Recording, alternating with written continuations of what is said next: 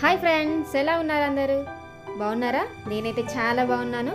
మీ అందరి కోసం ఈరోజైతే మంచి వీడియో. ఇదేంటంటే మంచి బ్రేక్ఫాస్ట్ రెసిపీ చూపిస్తున్నాను నేను. చాలా ఈజీగా అయిపోతుంది. ఈ బ్రేక్ఫాస్ట్ అయితే మీ అందరికీ తెలిసే ఉంటుంది. అటుకులతో ఇలా నేను తాలింపు వేశాను, కానీ మీరు అనుకున్నట్టు కాకుండా నేను ఇలా డిఫరెంట్గా ట్రై చేశాను నేను. తప్పకుండా మీరైతే నేను ఎలా చేశానో పూర్తిగా స్కిప్ చేయకుండా అయితే చూడండి. అలా చూస్తేనే నేను ఎలా చేశానో మీకైతే తెలుస్తుంది. సో ఇదైతే చాలా ఈజీ ప్రాసెస్. 5 మినిట్స్లో మీకైతే బ్రేక్ఫాస్ట్ అయితే రెడీ అయిపోతుంది. తప్పకుండా ఈ వీడియోని అంతా కూడా చూడండి. సో దీన్ని ఎలా ప్రిపేర్ చేయాలో ఇప్పుడు చూసేద్దాము. దీనికోసం నేను 1 కప్పు అటుకులను అయితే తీసుకొని ఇలా ఒకసారి కడిగేసి నానబెట్టేసుకున్నాను. ఒక 10 మినిట్స్ నానబెట్టుకోవాలి ఇలా. తర్వాత ఇందులో ఉన్న వాటర్ అన్నీ కూడా ఇలా డ్రైన్ చేసేసుకోవాలి. చూడండి ఎలా పొడి పొడిగా ఉండాలి. అటుకులు ఎప్పుడు కూడా ఇలా పొడి పొడిగా ఉంటేనే మన రెసిపీ అనేది చాలా బాగా వస్తుంది. సో దీనికోసం నేనైతే ఒక ప్యాన్ తీసుకొని దాంట్లో ఒక 3 స్పూన్స్ ఆయిల్ వేసి ఇలా తాలింపు గింజలను అయితే వేసాను నేను. జీలకర్ర, ఆవాలు వేసాను. తర్వాత శనగపప్పును యాడ్ చేశాను ఇందులో నేను. శనగపప్పు కూడా కొంచెం మంచిగా ఫ్రై అవ్వాలి. ఆ తర్వాత మిగతా ప్రాసెస్ చేసుకోవాలి మనము.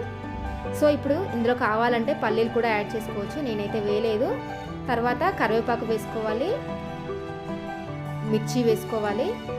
మిర్చి కూడా కొంచెం ఫ్రై అవ్వనివ్వాలి. తర్వాత ఇందులో ఆనియన్ని యాడ్ చేసుకోవాలి.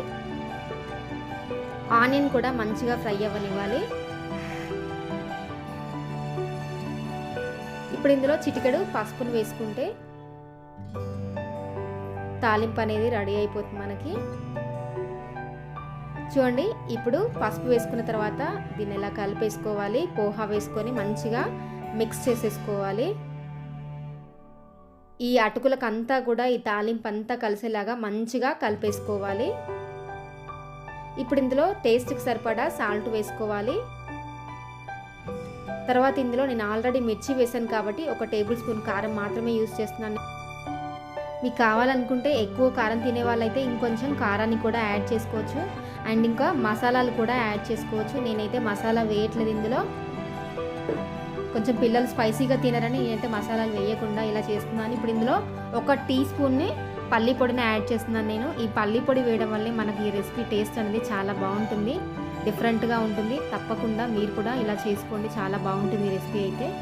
సో ఇప్పుడు మనకైతే పోహా అయితే రెడీ అయిపోయింది. చూడండి ఎంత బాగుందో, చూస్తేనే నోరు ఊరుతుంది నాకైతే.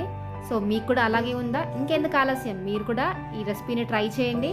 ట్రై చేసి ఎలా వచ్చిందో కమెంట్స్ రూపంలో అయితే తెలియజేయండి. సో ఈ రోజుకైతే ఇంతే వీడియో. ఈ వీడియో కనుక మీ అందరికీ నచ్చినట్టయితే లైక్ చేయండి, షేర్ చేయండి, సబ్స్క్రైబ్ చేయడం మాత్రం మర్చిపోవద్దు. Thanks for watching my channel. Bye.